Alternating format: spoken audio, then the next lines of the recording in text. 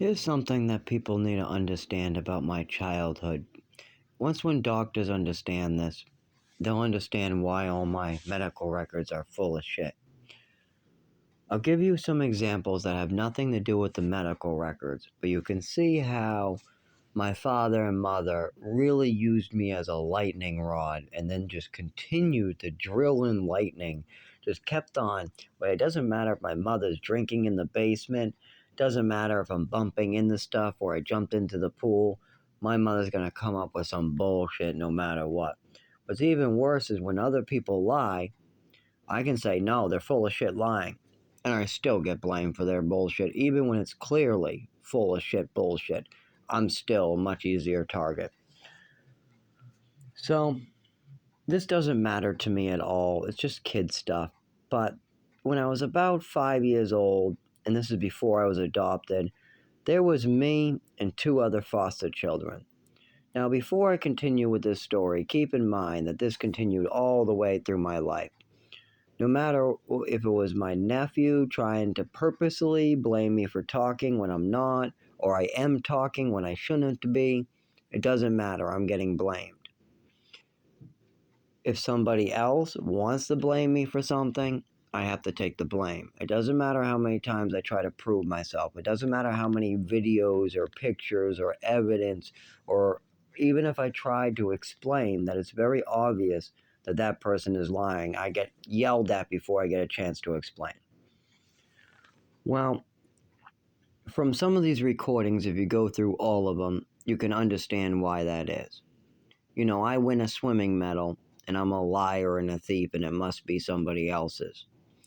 So, before we continue, this was at the same time as the swimming medal that I got taken away. Keep in mind that I won that in St. Anne's Orphanage, but there is a African American older than me, a little bit older than me, and there's an African American girl a little younger than me.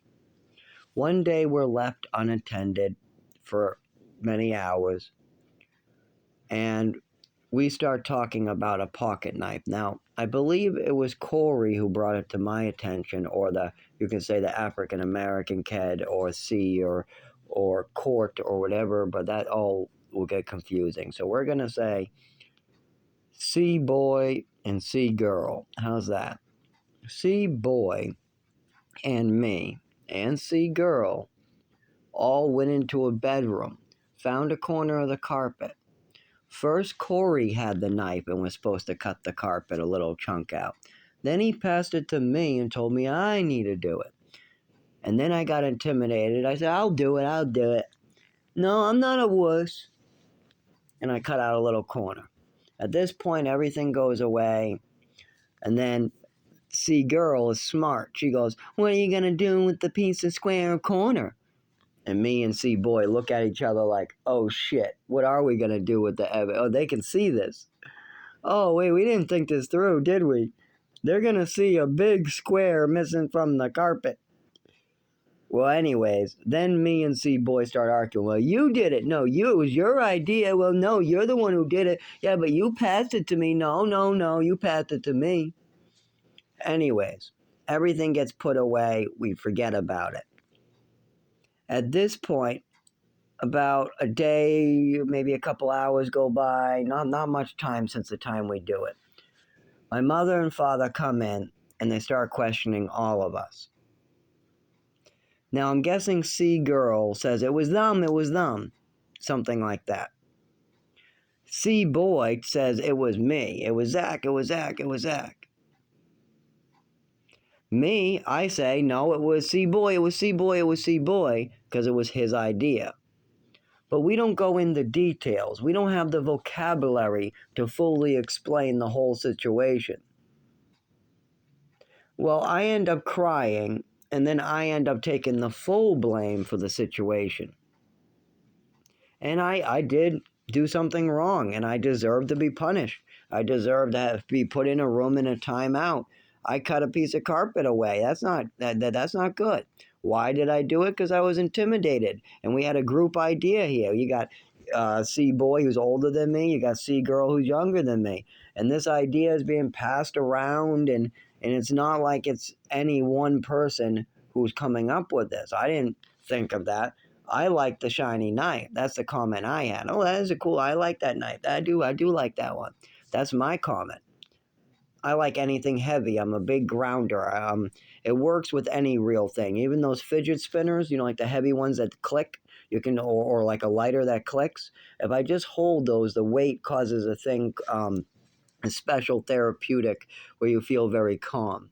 And I always like that about heavy metal objects, even anything. I mean, fidget spinners are one of my favorites, but metal race cars I liked as a kid, those were heavy enough. Pocket watches, oh, I loved those pocket watches as a kid.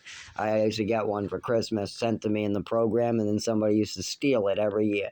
I would start grounding with the pocket watch, but somebody would swipe it every year. I mean, then again, I had 16 brothers and sisters running through these programs. That's what it was like in these programs.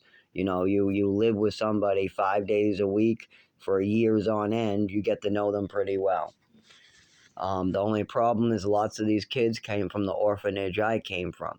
I always got what I wanted for toys and watches, but I never got what I needed for health care or proper medical care. While these kids got a normal health, I got to get lots of toys and stuff. So I got a trade off that really sucked. I got a crazy mother fucking up my records, making up stories, drugging me beyond belief. Meanwhile, these kids, they're not really doing so well either, but they have a certain limit. The doctors in these orphanages and certain programs can only go so far until these kids go into foster care or if they get adopted. That's up to the parents then. The parents get a lot of control over the situation then. So the meds can get lessened or they can go up. Now, the kids that have less meds seem to succeed, go to college, they do a lot better. But the kids that are loaded up with 4, 5, 6, 7, 8, 9, the lots of fucking meds, those ones seem to have a lot of health issues. So a lot of them end up in wheelchairs, or they look really shaky, or they look really, really off. Their eyes, their nervous system, even when they're completely sober, they look fucked up. That's why I went off of them so I could recover, and boy did I. But there is a problem. Even though I recovered for a good amount of years, we still have to fix the nervous system issue, and I have kidney and GI right now that's becoming a real problem. And no matter what, the nervous system issue is something that has to be continued. Now, it did get better also with the Triliptal for a little bit, but then the GI and kidney, I pissed black, and then my kidney started hurting. Now, when that heals, I can go back to doing everything and hopefully being normal, but I need to be able to stand up without falling down. Now, when I sit, I can talk like I am now. I'm just sitting. I took my Triliptal, what's a medication for epilepsy. I rub some CBDV lotion on my back, and I'm able to speak. But if I stand up, that won't be the case. I won't be able to speak as well as I am now. Like, for instance, I just used the word well. Now, if I was standing up and having to rush my speech, I probably would say, I can't speak good. It would just be short. Kind of like when I was feeling the seizure come along, because I just had a seizure, and then they try to walk me from a light room to a dark room, and then I ended up, my whole body shut down, and I started seizing, but I was still awake for 1 second.